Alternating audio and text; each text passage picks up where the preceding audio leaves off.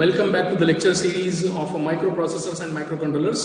Today in this lecture we shall continue our discussion regarding the instruction set of 8086, which will be very important for you such that you can understand the programming of 8086 in assembly language programming.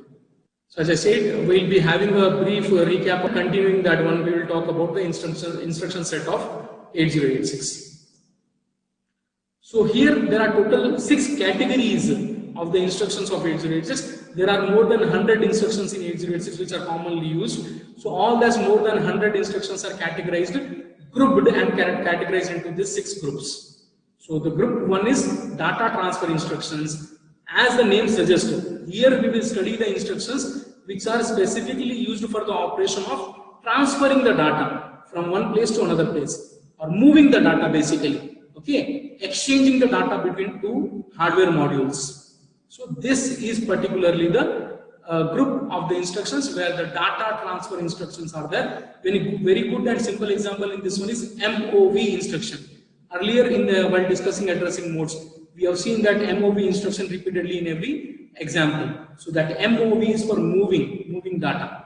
Okay. So one example is that one. For furthermore details into that one, we will see one by one. Next is arithmetic instructions. Arithmetic instructions are all our arithmetic operations: add, subtract, multiply, divide. Okay. So that will come under this one. Next is the set of logical instructions. Logical instructions are the one which performs logical operations. Okay, what are logical operations? You might have studied in your earlier semesters all the different logic gates: AND operation, okay, OR operation, XOR operation, NOT operation.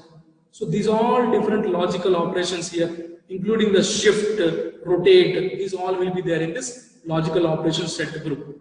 Next is the string manipulation operation.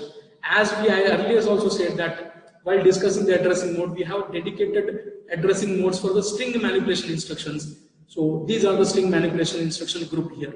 So here we will be discussing about 5 to 6 different string manipulation instructions which are dedicatedly designed for handling the strings. Handling the strings means copying the string from one place to another place, that is moving, okay, comparing two strings, inserting certain characters in between a given string, deleting certain characters from within the given string, and these all things. So using that one, especially the comparing two strings thing, we can always write a password verification program. Okay, you might have working with all the different accounts. Your Gmail account is there, your Facebook account is there, all the different social media and other bank account, everything is there. You see that it will ask you password for enter, and if you enter a wrong password, it will show you that you have entered a wrong password. And if you give a correct password, if you enter, it will give you the access of that particular account. So basically in background, your password verification code, which is in turn comparison of strings, that program will run. It will compare two strings. One string is your actual password, which is saved in that website's database. Another is a manually entered password, that one currently you are entering. So what that particular password verification program does is that it will take one string as your database string, what is there, okay, the password already saved into that website account, and another one which you are manually entering. So it becomes that two strings. So that two strings comparison, it will do character by character, and at any place if the characters are not matched, it will fail. The program will end there and show an error message that your password is not correct or not same. Okay, so that program also we shall see for understanding how our assembly language programming is used in how much sophisticated ways. Okay. Anyhow, okay, I will just miss with this. Control transfer instructions. So here, as I talked earlier about the relative addressing, where jump instructions are used, conditional execution jumps. So all the branching and looping instructions will be discussed under this group. Branching and looping means you are executing from top to bottom. At certain point, you have to jump to other place, either forward jump or loop it backwards. So all such instructions will be discussed here. And final set of instructions are there called as machine control instructions. These instructions are used for controlling the machine, controlling the processor. So there are certain specific instructions which controls the hardware completely. So we shall talk about that instructions here. Now here is our next instruction set, the next instruction set group, that is string manipulation instructions. And here string manipulation instructions are performed or used performing any string manipulation operation onto the given strings. And what sort of the string manipulation operations we can perform?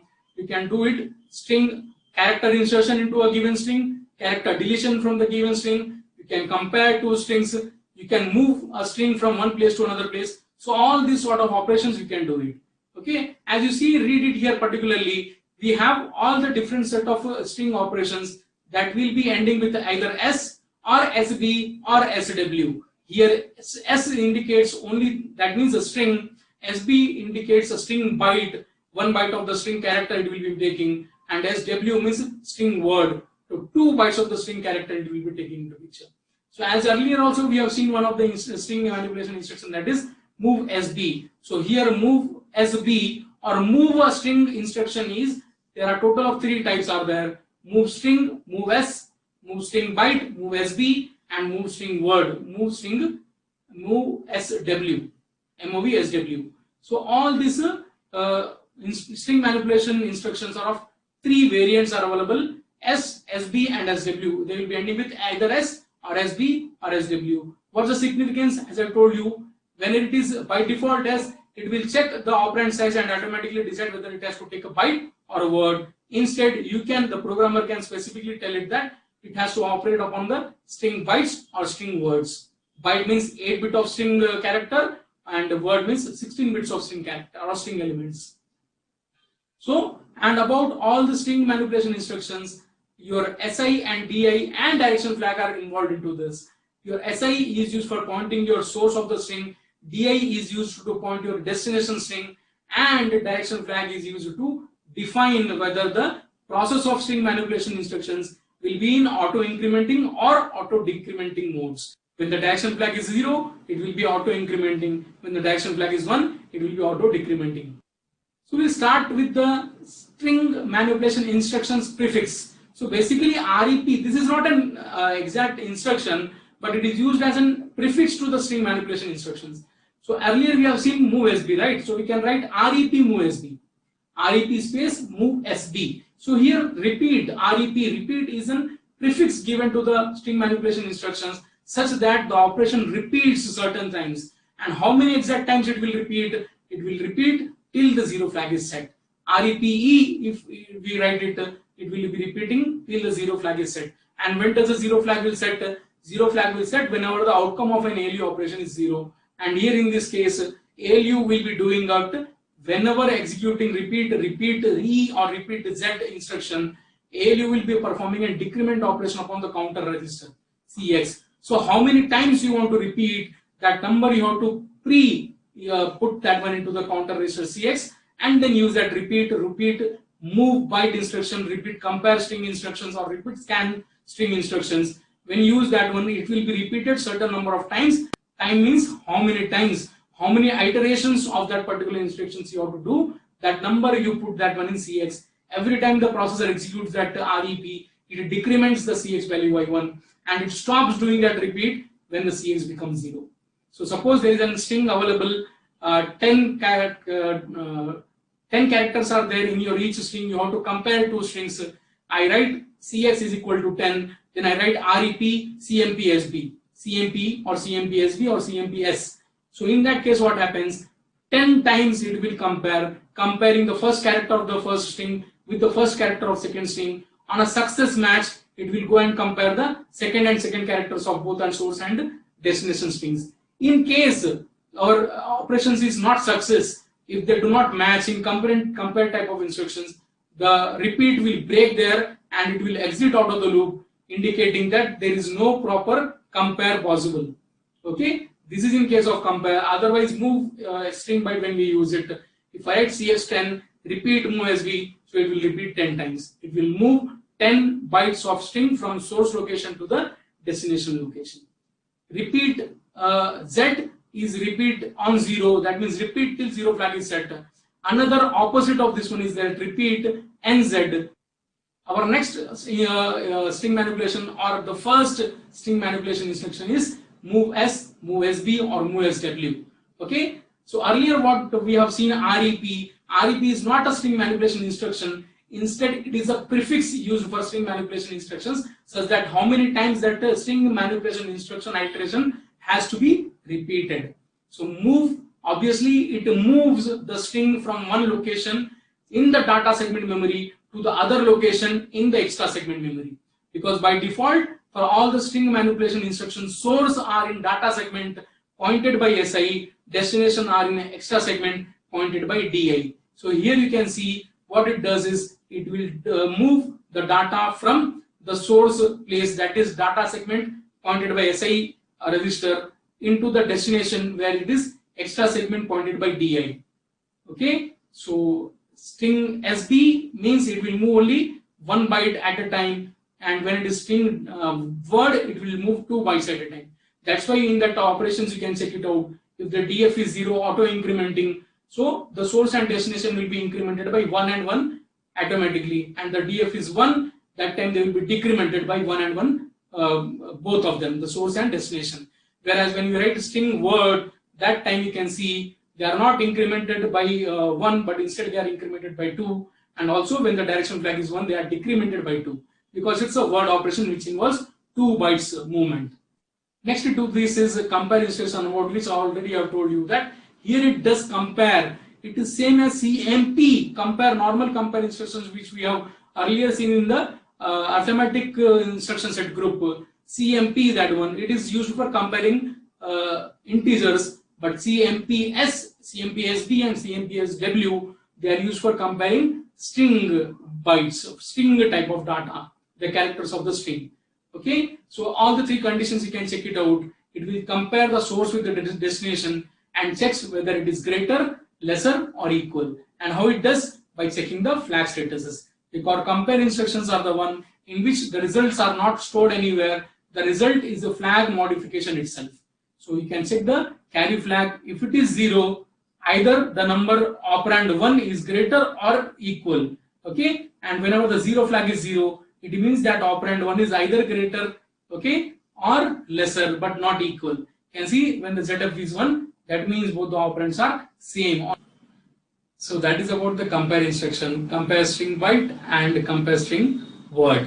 Next comes the scan string byte or scan string word instruction. Here, this is a little bit similar to the compare string byte and compare string word instruction, but here the difference you have to understand that in compare string instructions, the source and destination both are strings. The source in a string is located in data segment of memory pointed by SI register, and the destination string is available in extra segment memory pointed by DI register. But here in the scan string byte instruction, the source is one character, 1 byte character stored into the AL accumulator, and the destination is a string available in the extra segment memory, which is pointed by DI register. Here it will scan the availability of the character which we have placed in AL into the destination string. So it basically searches, it scans all through the characters of the destination string and search and tell us whether our character is available into that string or not. So here whenever you are searching for a particular character in a set of given characters that is in string, this scan string byte or scan string word instructions are useful for us. Okay, it is a little bit similar to the compare, but here the difference is that in compare the source and destination both are the strings. Here the source is a character available in accumulator or a word byte character available in accumulator AL or a word character available in accumulator AX register, and the destination is a string available in the extra segment memory pointed by destination index register. Next is load string instruction. So here this string next to obviously the load and store are the loading the string byte from the memory address, that means in the destination thing, into AL register or AX register. If you want to store a byte of an instruction from the memory into the AL, we use load string byte instruction. If you want to load word characters of a string into the accumulator register from the memory, we use load SB instruction. So here you can see load SB instruction, sorry, we can use load SW instruction for a word. So here you can see load SB means it is loading 1 byte from the memory address into the AL register. So here in memory address is pointed by the source string that is available in the data segment memory, whose address is pointed in SI register. So by this we point to the 1 byte of the data character of a string, which we will be moving into or loading into our accumulator AL, which we will be moving or loading into our accumulator AL. Similar is the case of load string word instruction. Here also 2 bytes, that is word of a string characters from the source, that is data segment memory pointed by SI register. 2 consecutive bytes will be taken into the AL register, the accumulator. So load string or load string byte or load string word, you can say this. And we are coming to our last instruction in this particular group, string manipulation instructions, that is store string instruction. Store string instruction, store string byte or store string word does exactly little bit inverse process of what the load string byte and load string word instructions were doing. In load string byte and word, we have seen that from the source string we are loading the string byte or word into the accumulator, but in the store string byte or word, here we are storing the byte available in AL or the word available in AX onto the particular memory address, that is a destination string address, always available in the extra segment memory and pointed by DA register there. Obviously, the direction flag applies to all the string manipulation instructions, as the implication is that strings, source and destinations, by default always the source string will be in the data segment memory, pointed its offset into the SI register, and always the destination string stores will be available in the extra segment memory, and its offset is always pointed by the DI register. So in this scenario, as they are implied, we need not to tell from where to where the operation should carry on, and the only thing we have to tell is that the direction of these iterations, whether this iteration should be auto incrementing or auto decrementing. So this DF flag does that job. Whenever the DF flag is 0, the direction is 0, the string manipulation instructions are auto incremented for a byte type of string operations, and by 1, and for the word type of iterations it will be incremented auto by 2. Similarly, it will be decremented by 1 and 2 for byte operations and word operations respectively whenever direction flag is 1. Let us now talk about the fifth group in the instruction set.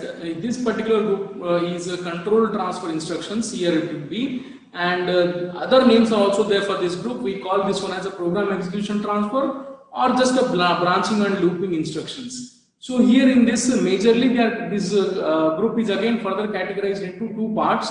We have its unconditional transfers and we have conditional transfers. In the unconditional transfers, we will be checking what all the instructions will be there in 8086 processor instruction set, which are meant for unconditionally transferring the execution from one point to another point while the program is being executed. And after that one, obviously we'll also check the conditional jump instructions. In that conditional jumps, we'll be talking about signed and unsigned conditional jumps. 8086 unconditional transfers, the transfer of the control to the specified destination or target will be done here in these cases, and there will be no effect upon any of the flags while executing these instructions. So here we see call and return instructions are major in this, and also we have one of the only jump instructions which is called as unconditional jump instructions. Remaining all the jump instructions of 8086 are conditional jump instructions. So basically what this call and return are meant for, this call is used for calling any subroutine while the program is in execution, and the return instruction will be the end of that subroutine. It will be the last instruction in the subroutine. On executing this return, the program will be, the subroutine program will be completed and the execution will be back to the main program. I hope you are aware about the subroutines. Subroutines are the set of programs which we generally write as in the form of programs which can be used multiple times and any time whenever is required to be called in the main program execution. Okay, in C language we will be writing functions. Okay, in the C language we will be writing subroutine programs also. It is similar to that one. Also, for your knowledge, ISR, earlier what we have discussed, interrupt service routines, they are also the type of subroutines only. Okay. And obviously there is this jump instruction JMP. this is called as unconditional jump instruction. Whenever the 8086 executes this jump instruction, automatically whichever the destination is indicated here, whether it can be that destination will be in a displacement number, or that displacement number can be stored in any memory address, or it can be there in any register. On executing that one, the IP instruction pointer will be modified accordingly, and the program execution will be jumped to the location indicated in this instruction. We have conditional transfers in the 8086. Conditional transfers, they are dependent upon something. That means the actions here are taken dependent upon some condition to be satisfied. The execution of this particular instruction will be based upon a condition, and those condition could be any in the status flags of 8086. Most of the time, all the status flags will be used for making the decision where to conditionally transfer the execution of the program when it is in execution. Here, as I said earlier, the processor will check the flags. Okay, depending upon what the flag statuses are there, the processor will be taking that particular decision of where the program execution flow should be continuing there. Okay, if the conditions are true, the program control data transfer will be given to the new memory location. Otherwise, it will be continued there. And how it will be given? It will be just by modifying the content of IP register. Here we have conditional transfers. Signed instructions are there and unsigned instructions are there. Signed instructions, as the name suggests, these particular instructions when executed, they checks sign flag also. Apart from the sign flag, obviously this jump if greater, jump if greater than equal to, jump if lesser, jump if less than or equal to. These instructions will be executed whenever the particular sign and carry flags are been, along with the sign and carry, zero flags are been considered. So this particular instruction execution will be dependent upon the conditions satisfied by the sign flags, carry flag and zero flag. Obviously, about the carry and zero flag, earlier also we have seen they will be modified on the compare instructions. So compare instructions are used for comparing any conditions which we are trying to satisfy, and if it is satisfied, corresponding carry and a sign flag and also the zero flag will be updated. So these instructions make a use of that three particular flag bits: carry flag, sign flag and zero flag, and according to that one, the decision whether to jump or not to jump will be decided. Whereas when we talk about the unsigned instructions, here they are similar to the signed one, but the only difference is that while making the jump decisions, it will not consider the sign flag into account. Okay, it will be just dependent upon the carry flag and zero flag. Here are a few more conditional transfer instructions. Here we see, earlier we have seen that just before this what we have seen are the jump instructions, the conditional transfer instructions which are dependent upon more than one flag. The signed jump instructions are dependent upon 3 flags, whereas the unsigned ones are dependent upon 2 flags. Now, this set of the instructions what we'll be talking now here, they are dependent upon the statuses only of one particular flag at a moment of time. So here when we have these 2 particular instructions here, JC and JNC, we can say that they are jump instructions which are dependent upon the status of carry. So here it is jump if carry and this is jump if not carry. So they make the decision of jump whenever the carry flag is 1 in this case and whenever the carry flag is 0 in this case. So that means whenever we are trying to execute this particular instruction, the processor is trying to execute this particular instruction, and if the carry flag is not 1, it will not jump to that location. Whereas if the carry flag is satisfied as 1, it will jump to the given location accordingly. Okay. Similar, this JNC is just opposite of that one. Here the decision of jump will be taken if the carry flag is 0. And if the carry flag is not 0, this instruction will not be executed for jumping to the given location. Similar to this particular thing what we have in carry, we have 2 instructions for parity flag check, we have 2 instructions for overflow flag check, we have 2 instructions for sign flag check alone, and we have 2 instructions for zero flag check. So jump if 0, jump if not 0. They are very commonly used jump instructions, because a zero flag will be used many a times for a comparison results. On comparing 2 things, zero flag will tell us whether they were equal or unequal. So most of the times we will be using the zero flag things, that is jump if 0 and jump if not 0. Mostly earlier to this when we talked about the string manipulation instructions, there you can see that after comparison of string bytes, whether they are same or not same can be decided by checking the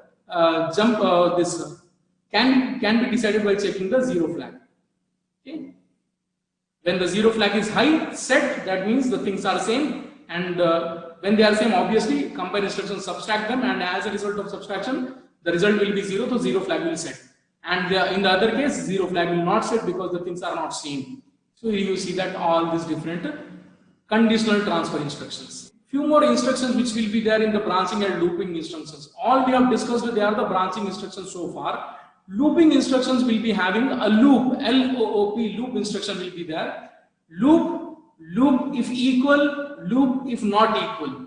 These are the three instructions which are looping instructions. Obviously, all instructions we cannot write on this particular slide and explain everything. Just we have to understand that one. Loop instructions means it will loop a certain set of instructions. Suppose in a regular program, there is a set of instructions written and you label each one of them, and after that one you write loop, and if you want to repeat those instructions which you have earlier written, you have to re-execute that one number of iterations as you require. So loop we will write it and write that particular destination or the location of the instructions where you want to loop it from.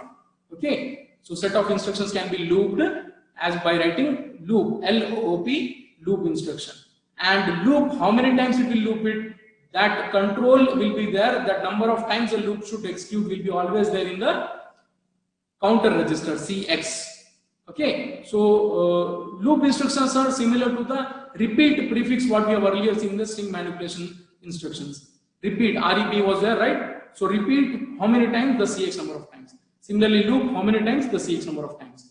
Repeat is also used for repeating one particular instruction, whereas loop is used for repeating the set of instructions.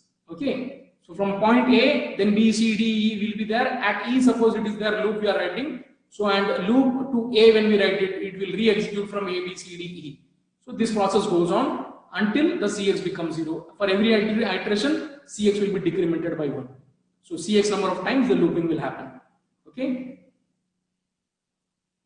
Next is the last instruction set group, the machine control instruction set group here. Here we see that these are the instructions used to control the processor actions by setting or resetting the flag values. Also, we have certain instructions here which can directly affect the processor's working.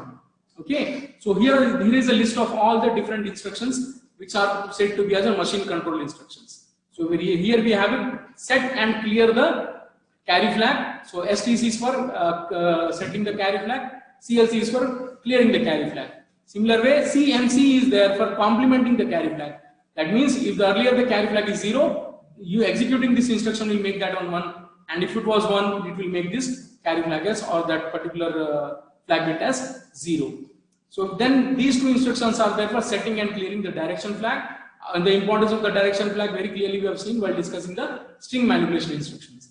Next two are for setting and clearing the interrupt flag, and after that we have no operation, halt, wait, escape and lock. About the escape and lock, it is very clear that they are used for the maximum mode of operations, because there the escape instructions are used to using the coprocessor system where the sharing of the addresses over the data bus will be taken care of, and the lock instruction is used for prefixing any instruction will lock will make the other processor not a grant of a system bus unless that instruction is executed. Talking about the halt, it is a normal instruction which is used for terminating the program. Okay, there are two ways of terminating the program. Using halt is one, and using interrupt 3, breakpoint interrupt is another one. Using a halt, there is a problem.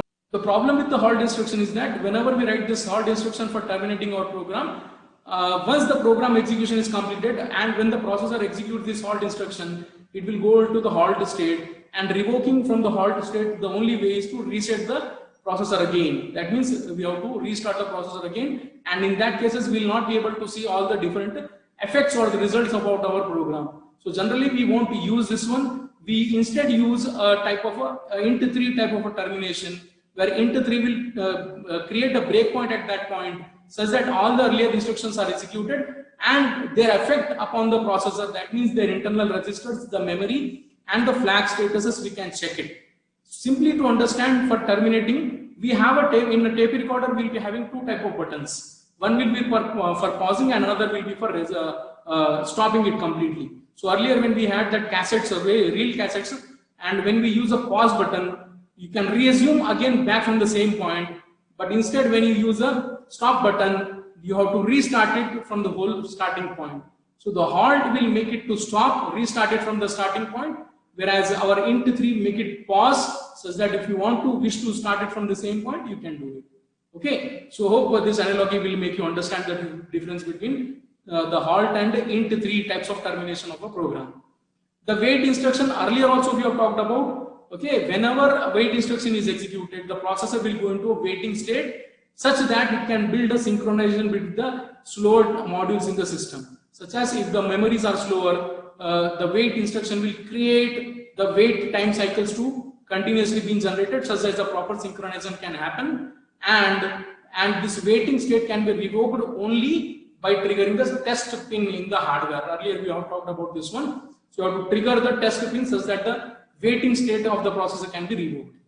Okay, and no operation is just an instruction used for creating a delay into the system, the processor, and the delay created by the no operation will be equal to 4 time states. Okay, just you can take it any frequency of working of the processor, which is in the range of 5 megahertz to 10 megahertz. Take the frequency, get the time period of the clock cycle, and such 4 time states. So 4 times into the time period of the clock cycle will be the amount of time where no operation will be carried out into the processor. That means literally no operation will be executed and just the processor will create a delay. So we will be using this no operations for creating the delays in the program.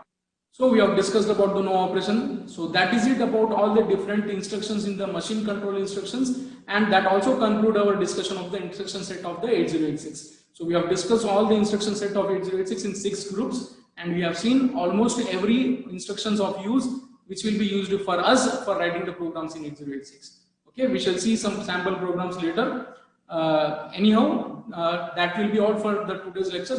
Just before concluding this one, I want to just give you a glimpse of assembler directives of 8086. So what is an assembler directive? Earlier we have seen this definition also. So assembler directive is the type of hints or commands given in the assembler regarding the program execution. That means these commands will help the assembler to translate our assembly language program into the machine code very easily. Okay, because the assembler reads these particular instructions and translates them into the machine code so that the machine can understand. As we know that machine cannot understand any other higher languages, it can only understand the language of binary, that is zeros and ones. Okay, and one another name, specific name given to the assembler directive is that they are called pseudo instructions. Okay, false instructions they are called.